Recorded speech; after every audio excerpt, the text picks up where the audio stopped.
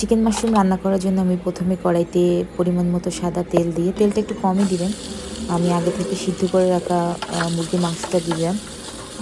এখানে আমি আদা রসুন বাটা দিয়ে আর লবণ দিয়ে মুরগির মাংসটা সিদ্ধ করে নিয়ে রাখছিলাম। এরপরে সাথে অ্যাড করলাম মাশরুম। 2-3 মিনিট চিকেন আর মাশরুমটাকে সতে করার পরে আমি এটার সাথে কেটে রাখা সবজিগুলো দিয়ে দিলাম। এখানে আমি ক্যাপসিকাম, গাজর, টমেটো, পেঁয়াজ দিয়েছি। আপনারা চাইলে ব্রোকলিও অ্যাড করতে পারেন।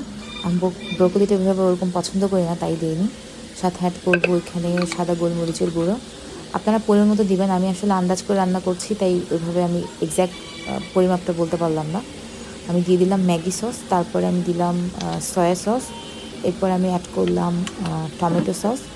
সব কিছু দিয়ে আমি ভালো করে 2-3 মিনিট এটাকে নাড়াচাড়া করবো। এটা ঢাকতে যাবে না, কারণ সবই তো সিদ্ধ করার, সবজির কালার এরকমই থাকবে।